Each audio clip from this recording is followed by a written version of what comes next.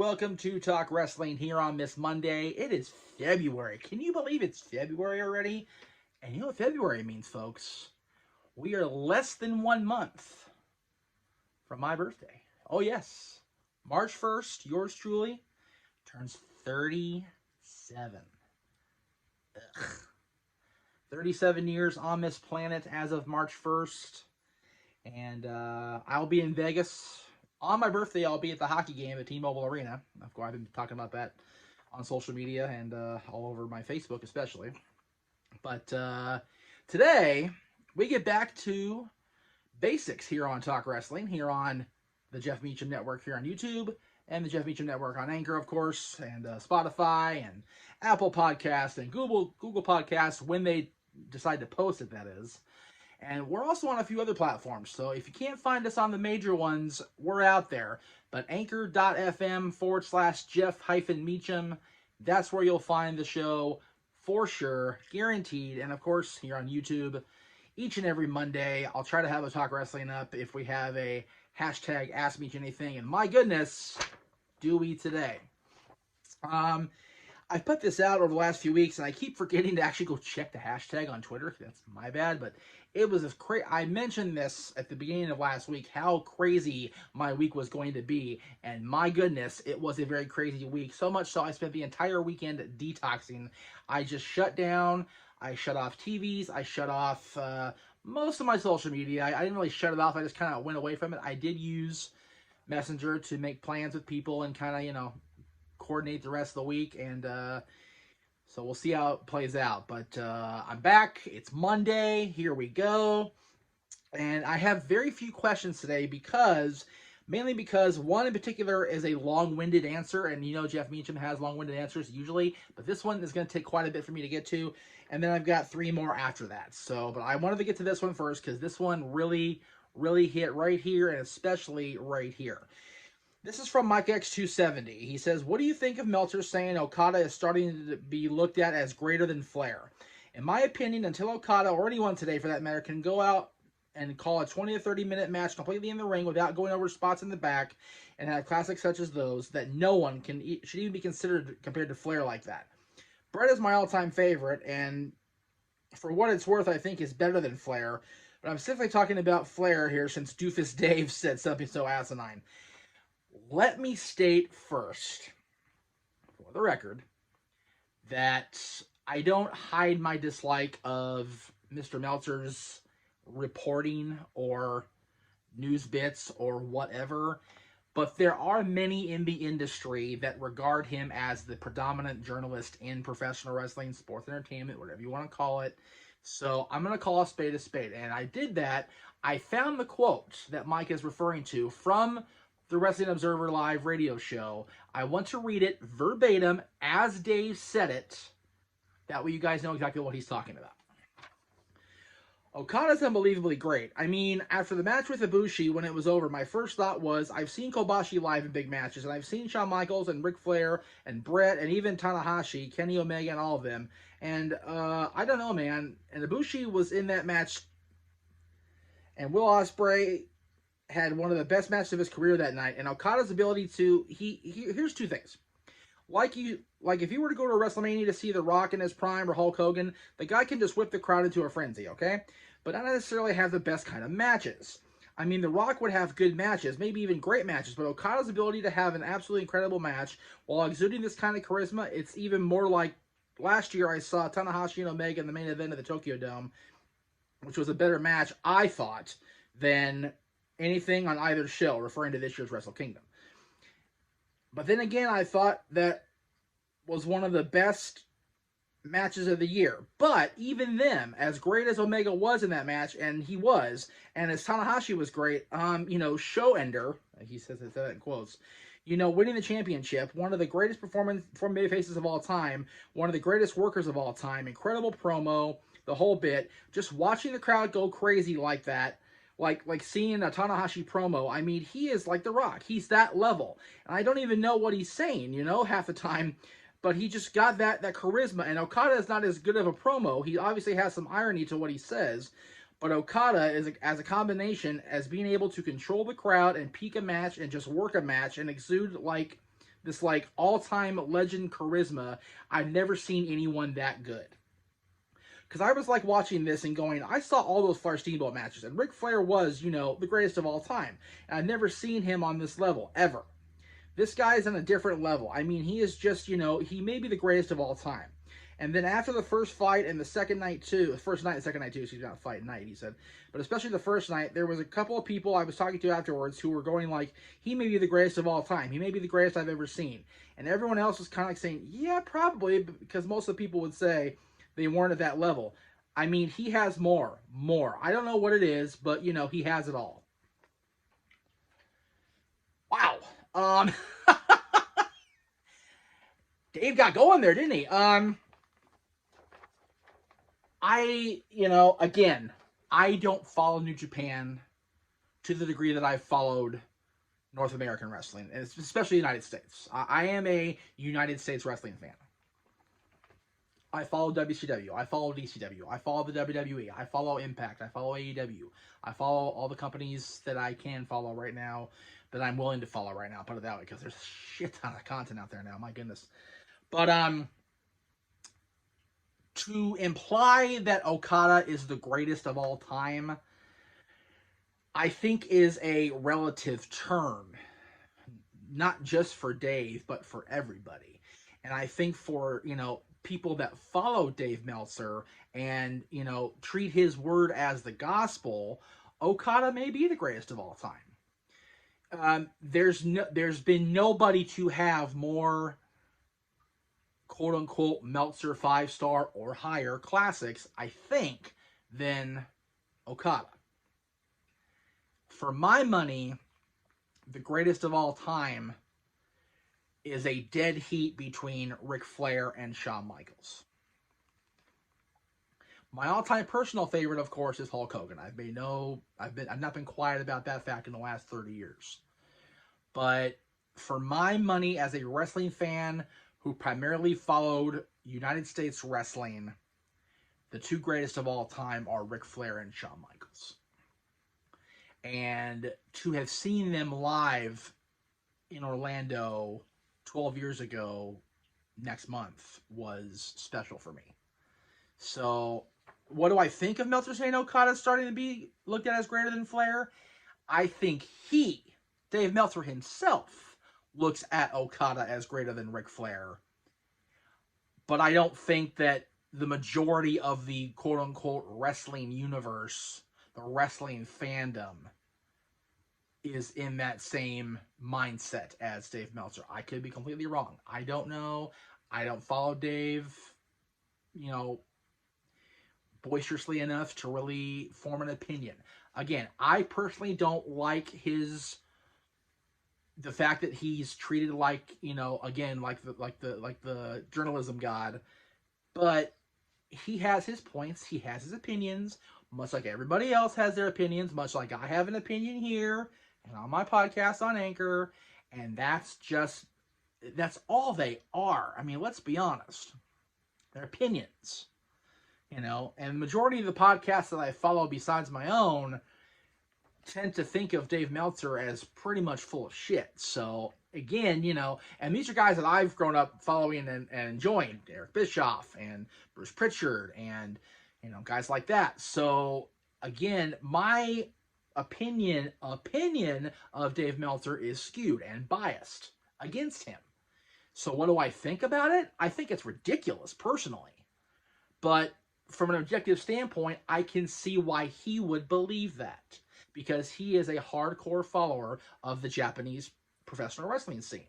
And Okada is great. There is no denying Okada's greatness. I watched the Tokyo Dome weekend. I saw exactly how good this guy is. I've seen his matches with Kenny Omega. My goodness. I don't know about 6.5 or 7 stars or whatever the hell, but they were damn good matches. But again, Mike makes a good point. Ric Flair called his matches in the ring and listened to the crowd, as did Shawn Michaels, as did guys of that generation. The guys now tend to, lay it out and go step by step. So, You know, it's strictly a matter of opinion. That's really all it is. All it comes down to, and it goes back to my little social commentary I went off on a couple weeks ago. Everybody's got an opinion, and everybody expects their opinion to be treated like gospel. And that's why the wrestling fan culture is so damn toxic, because we're all so convinced that we are right and the rest of the world is wrong, and we're just gonna, dig our shoes into the ground and stand on that hill and probably die on that hill. And as a father of a teenager, almost dying on the proper hill needs to be something you need to know to do. And dying on the hill of my wrestling opinion is right and yours is wrong is the wrong damn hill to die on, folks. It just is. And granted, I make a living off. I don't make a living. Let's be relative here. I do what I do based on opinions and trivia and things like that. But my personal opinion of Dave Meltzer won't matter to Dave Meltzer. It might matter to you guys, and I greatly appreciate that. Lord knows in the last 15 years, I've relied on your, 17 years, excuse me. No, wait a minute. Where are we at here? 2002? Almost 18 years. I've relied on your guys' support to, reinforce my opinion, Aaron's opinion, Mike's opinion, Lee's opinion, Josh's opinion, Greg's opinion, JJ's, our opinions are what get us through on these podcasts. But they are opinions. They are that. And if you don't like Dave Meltzer saying that Okada is the greatest of all time, is greater than Ric Flair, don't listen to Dave Meltzer. Don't listen to his radio show. Click that unfollow button on Twitter. It's not rocket science. If you don't like somebody, ignore them. If you don't like their opinions, don't treat them with value. All right. Speaking of Okada, this is from Mr. Yuck, a long-time No DQ contributor. Matter of fact, his Twitter profile picture is of the No DQ figure belt that we had made by Bad Billy J Belts, which again you can find him on Etsy. You can check him out. I'll have to record a commercial here one of these days and get him out there. Does Brock Lesnar's utter dominance over the modern era over wrestling prove that WWE has no confidence in new stars forging future paths? Same for Chris Jericho in AEW and Okada in New Japan. In WWE, I will say very, very probably. Drew McIntyre winning the Royal Rumble last week, or two weekends ago now, whatever it was, is a good sign. And yes, Drew McIntyre is not a new star, but he is hungry. And he is a guy who has been denied that proverbial brass ring for a very long time, WWE-wise. Yes, he went to Impact, made a name for himself, became the Impact champion, or Teenage champion, whatever it was called back then. Yes, he came back. Yes, he won the NXT championship and made a stand there. But this is his first legitimate opportunity to grab grab the top of them, to ascend the mountain in WWE. Maybe ever, because yes, he was Intercontinental Champion in his first run when he was the chosen one of Mr. McMahon, but he was never really considered a serious threat to John Cena or to whoever the World Heavyweight Champion was at that time. I forget off the top of my head. Triple H, guys like that, Jeff Hardy, Edge, those guys. He was never really considered a ultimate threat to the world champions of that era of WWE. He is a threat now. He is a major, major player now. I think he's going to be the next quote-unquote beast slayer. He already slayed him at the Rumble, kicked him right over the top rope, and yes, he had help. I acknowledge that. But I think in Tampa, he's really going to get his chance. As far as AEW and New Japan, I think New Japan is a lot. And again, I came back and watched Tokyo Dome weekend, Liger retirement weekend, having not watched for almost 2 years. So let me state that right up front. I had not consistently watched New Japan since the first battle between Kenny Omega and Chris Jericho at the Tokyo Dome. So again, this is coming from a fresh, brand new perspective, not having watched in 2 years. But I will say, when I turned on the New Japan show at the Tokyo Dome on January 4th, I saw a lot of the same faces that I had seen 2 years prior. And the fact that it came down to Okada and Naito and the unification or double belts, or whatever you want to call it, match, this feud has been going for quite a long time. Now, is that indicative of Gato's lack of confidence in new stars? I don't think so. I think it's indicative of the fact that we wanted, well, not we, the New Japan fans wanted to see a definitive finish to that feud. And we may not have seen it at all because we got an acknowledgement there after the match was over that, you know, they might go again. But then we had Kenta, who just returned, make his stand and hold the 2 belts over Naito. So maybe Kenta coming back and getting a resurgence and taking his stand back in New Japan is indicative of maybe not new stars, but fresh stars in New Japan. As far as AEW, I am of the firm belief, and I could be totally wrong on this, I think that Chris Jericho's reign as AEW World Champion is a thank you from Matt and Nick and Cody and Kenny and everybody else in AEW that realizes that Chris Jericho himself may be the greatest of all time. We talked about Shawn Michaels and Ric Flair earlier. Chris Jericho has stayed consistently in the spotlight and been consistently good in the ring, on the mic, overall promotion, not just in wrestling, but in music and in other facets of life for the better part of 25 years. If not, I dare say 30, because he started in the 1990s. So, but he really didn't start cooking with gas until the mid-90s. So, again, 25 years of consistency cannot be ignored. So, I don't think that the AEW management is afraid or, you know, not confident in new stars. I simply think that they are wanting to get Chris Jericho so far over that if Moxley defeats him for the championship at the next pay-per-view, it makes Moxley the biggest star they've got. It makes Moxley huge, as our fearless leader would say. The championship is all about making stars.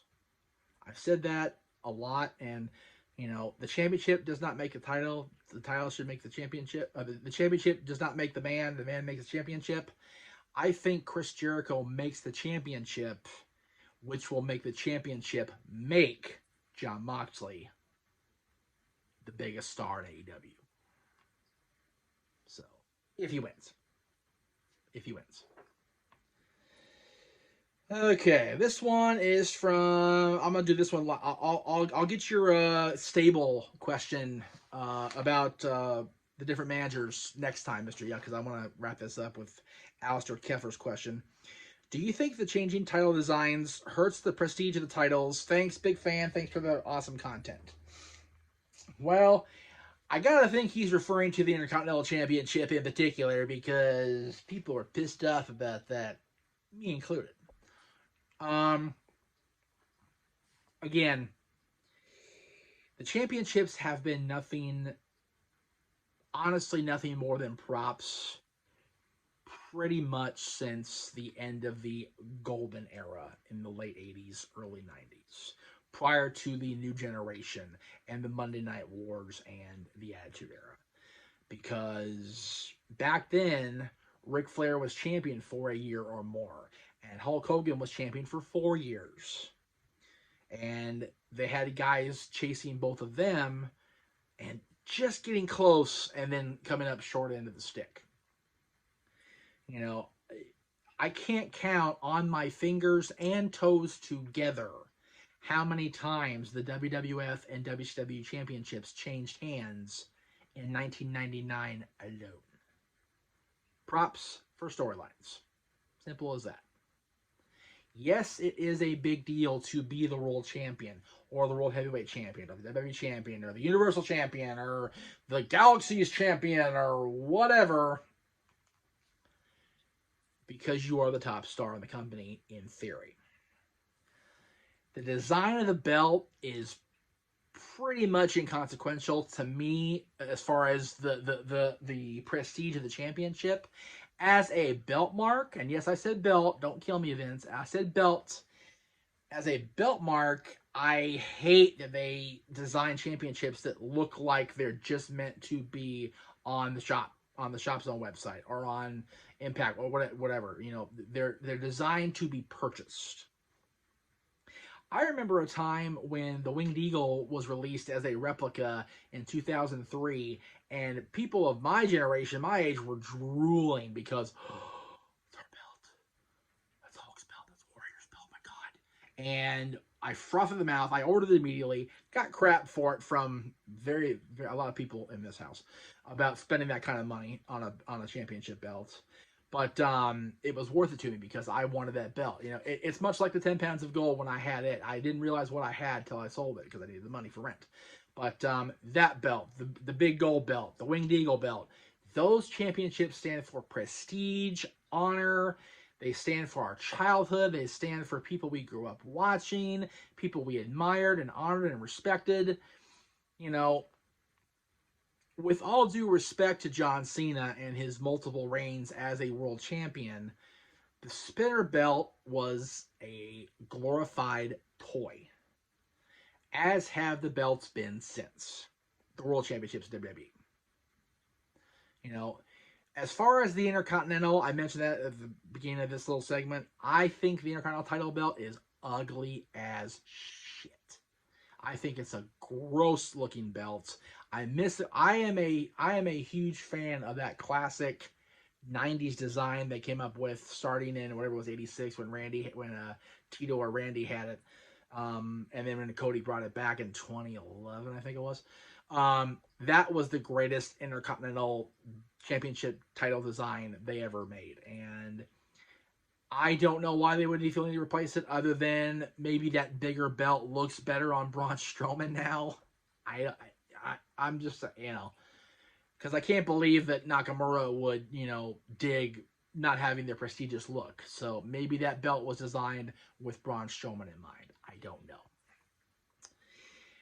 Whew, that took a long 23 minutes. Thank you guys for watching so much. Greatly appreciate it.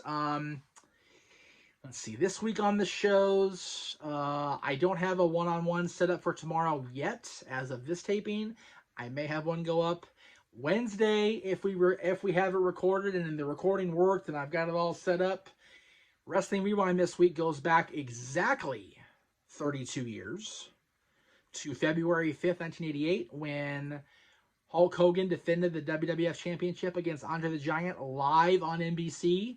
It is, to this day, the most watched wrestling program in North America, ever. And we'll talk about that on Wrestling Rewind this week. The Jeff Meacham Classic will probably be a XMV interview, if I can get the stuff to download properly and upload it properly, shall we say. And then Friday on Meach's Roundtable, where, again, we're trying to get that nailed down too, but I'm hoping that J.J. Williams and David Diaz and I are going to talk about the pros and cons of the WWE Hall of Fame, but we'll get that, and that'll all be on audio. You won't see that on YouTube because it's too hard to try to get people coordinated for phone calls and whatnot on Skype. So that'll be on the podcast, which is at anchor.fm/Jeff-Meacham. You can catch me next week right here on YouTube on Talk Wrestling, but for now, we will see you next time on the Jeff Meacham Network.